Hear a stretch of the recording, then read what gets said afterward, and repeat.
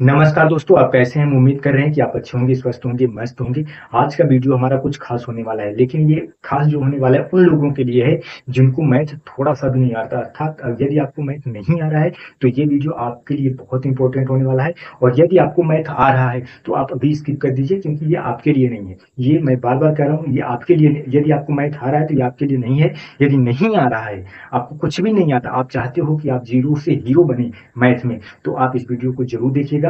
अर्थात आज का जो हमारा टॉपिक होने वाला है, ये होने वाला है संख्याओं को कैसे सिंप्लीफाई करें, अर्थात संख्याओं को कैसे काटा जाए। आज हम ये बताने वाले हैं। अर्थात अगर आप देख पाओ, अगर आपको मैथ आ रहा है तो ये देखो, ये मतलब क्या है, ये चीजें कुछ नहीं है। लेकिन अगर नहीं आ रहा है तो ये बहुत बड़ी उन लोगों के लिए आप पूछो जिनको मैथ कुछ भी नहीं आता, उनको पूछो कि संख्याओं को कैसे काटा जाता है, वो नहीं बता पाएंगे। तो ये वीडियो उन लोगों के लिए है जिनको मैथ नहीं आता, अर्थात वो जीरो है, जीरो से वो हीरो बनना चाहते हैं। ये वीडियो स्पेशल उनके लिए बना रहा हूँ। यदि आपको आता है तो आप अभी स्किप कर सकते हैं। तो आइए ध्यान से देखते हैं संख्याओं को कैसे सिंप्लीफाई करें, अर्थात संख्याओं को कैसे, यहाँ अगर मैं लिख पाऊँ तो यहाँ मैं लिख दे रहा हूँ, संख्याओं को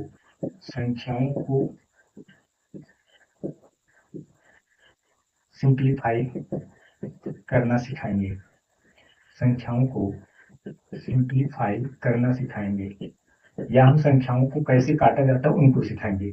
तो आइए ध्यान से देखते हैं। सबसे पहले आप ये मुझे बताइए, आपको मैं इस भाव से पढ़ा रहा हूँ कि आपको कुछ नहीं आता।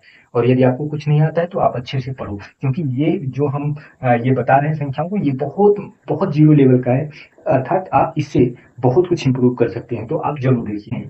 जैसे हमारे पास क्या हो जाए, दो।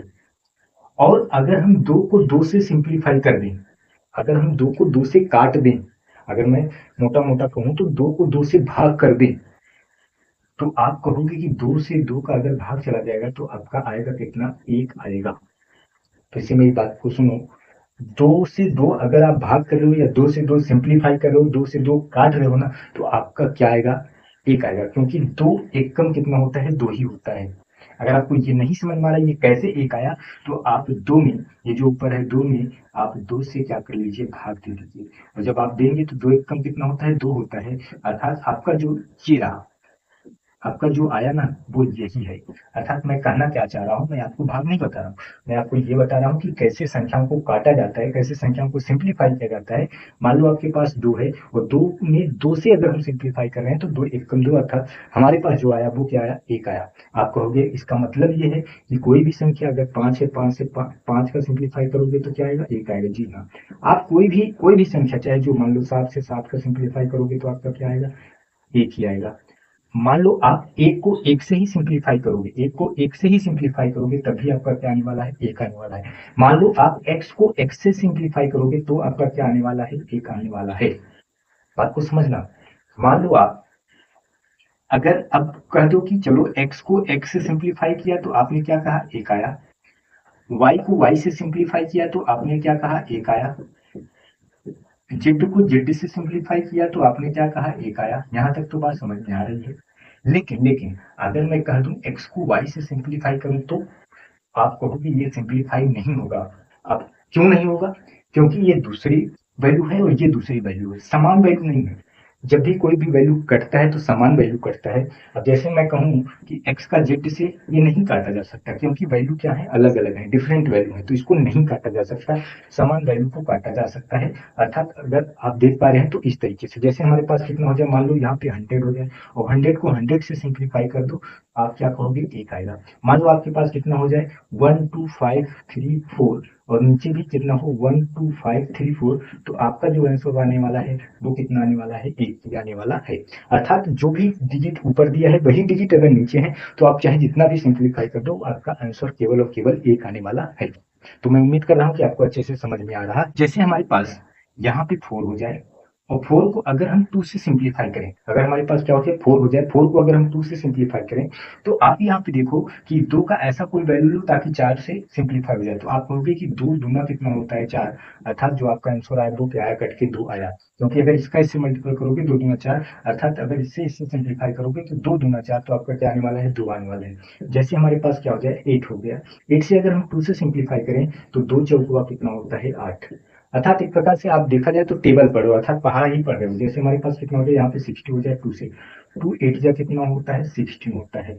जैसे हमारे पास कितना हो जाए, 10 हो जाए, और 10 को अगर हम 2 से सिंप्लीफाई करेंगे तो 2 5 कितना होता है 10 होता है। जैसे हमारे पास कितना हो जाए, यहाँ पे अब बात को समझो, यहाँ पे 20 हो जाए, 20 को 2 से सिंप्लीफाई करो तो आपका क्या आने वाला है 10, 2 एक कम 2 बाकी 0 उतार लो। जैसे हमारे पास कितने हो जाए 100, 100 को अगर हम 2 से सिंप्लीफाई करें तो अब आप कहोगे अब कैसे, आपको कुछ करना नहीं है, 2 5 जा कितना होता है 10 होता है, बाकी एक शून्य आप उतार लो। तो अर्थात अगर आप डायरेक्टली का काटोगे 2 50 में 100 होता है, या 2 5 जा 10 0 आप उतार लो। लेकिन यहाँ पे अब आप बात को समझो गहराई में, क्या हमें क्या समझना है, मान लो हमारे पास कितना हो जाए 7 हो गया, अगर हम 7 को 2 से सिंप्लीफाई करें तो अभी तक तो ये आप जो देख रहे थे ना, ये सब इवन नंबर था, सब ये सब के सब इवन नंबर था। इवन नंबर का मतलब आपको ये भी बताता चलो, इवन नंबर का मतलब होता है, इवन नंबर अर्थात इसको हम बोलते हैं सम संख्या, सम संख्या। इवन नंबर का मतलब होता है कि जो संख्याएं 2 से सिंप्लीफाई हो जाए, जो संख्याएं 2 से कट जाए, अगर मैं कहूँ तो कट जाए, अर्थात ऐसी संख्याएं जो 2 से क्या हो जाए कट जाए, या 2 से सिंप्लीफाई हो जाए। आप देख पा रहे हो सारे के सारे जो हैं वो 2 से सब कट रहे हैं, अर्थात ये क्या है इवन नंबर है। लेकिन ओड नंबर क्या होता है, जो संख्याएं ओड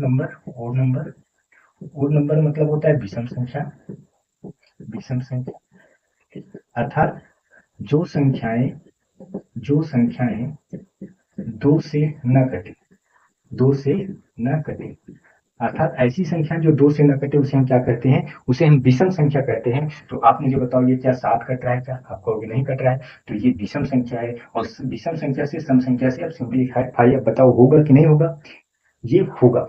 कैसे होगा, आप 2 का पहाड़ा पढ़ो कितनी बार कि 7 से ज्यादा न हो, तो आप कहोगे 2 3 6, ठीक है, यहाँ तक तो बात समझ में आ रही है।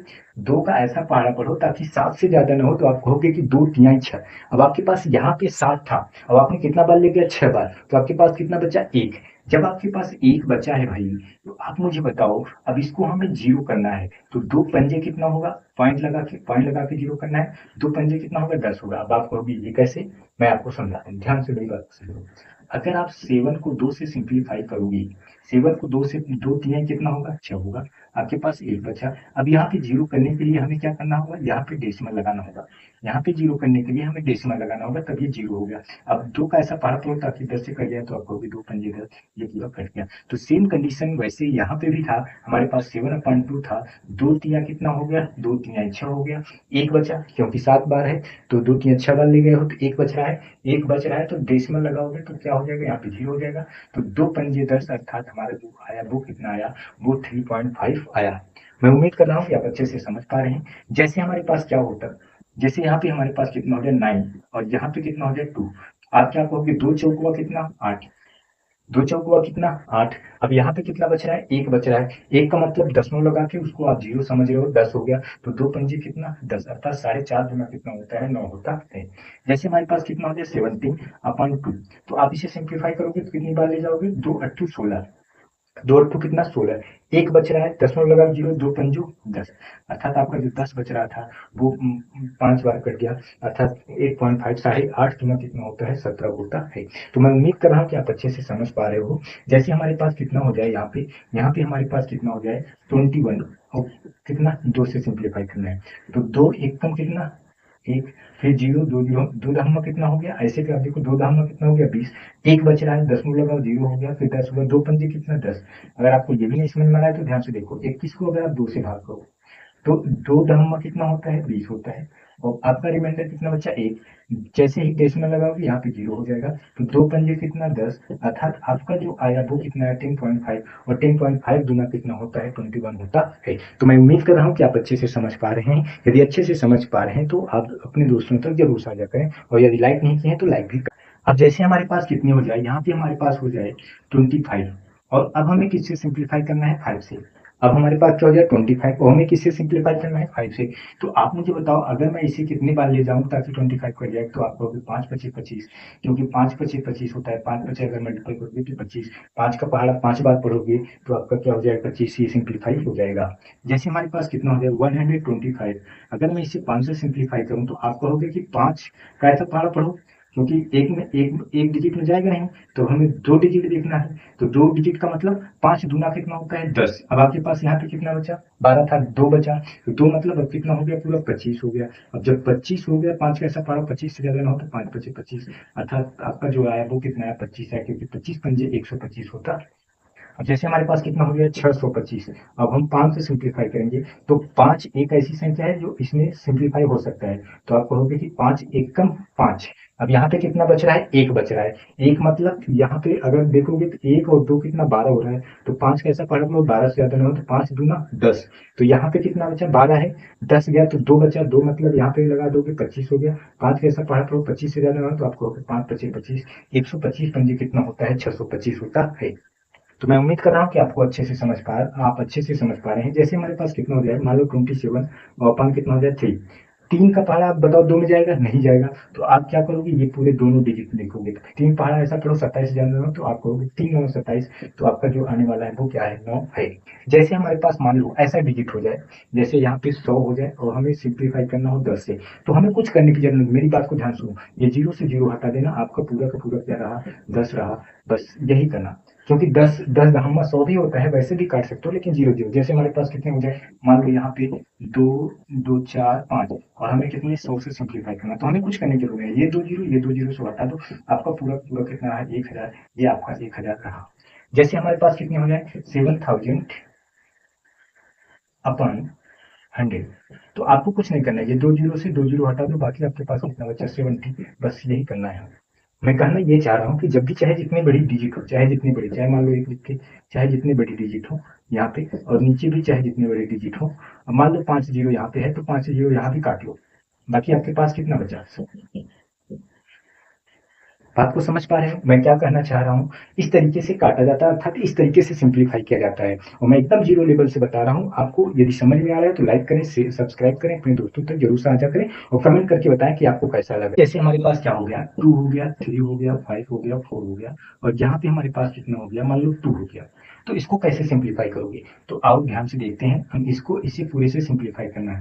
तो 2 का ऐसा पहाड़ पढ़ो कि एक एक अंक पहले देखते हैं। 2 का 2 से भाग चला जाएगा तो 2 एक कम 2, आप कहोगे कट गया, क्योंकि भाई 2 एक कम 2, इस पूरे के पूरे कट गया।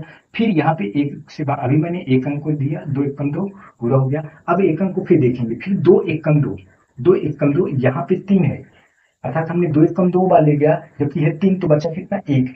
एक का मतलब यहाँ पे अगर लगा दोगे पूरा, एक और 5 कितना हो जाएगा, एक यहाँ बच रहा, 5 यहाँ, तो 15 हो रहा है। अब 2 का ऐसा पहाड़ा पढ़ो 15 से ज्यादा ना हो। तो 2 का ऐसा पहाड़ा पढ़ो कि आपका 15 से ज्यादा ना हो, तो आप कहोगे 2 सत्तू 14। तो यहाँ पे कितना बच रहा है, एक बच रहा है। यहाँ पे पूरा कितना बचा है, एक। और एक का मतलब यहाँ पे था और ये 4 इधर था, अर्थात आपका 14 बच रहा है। एक यहाँ पे है और 4 यहाँ पे, 14। तो 2 का ऐसा पढ़ पढ़ो 7 14 से ज्यादा नहीं, तो फिर आप कहोगे 2 सत्तू 14। आपका जो आंसर निकल के आया वो क्या निकल के आया, आपका आया कि 1177।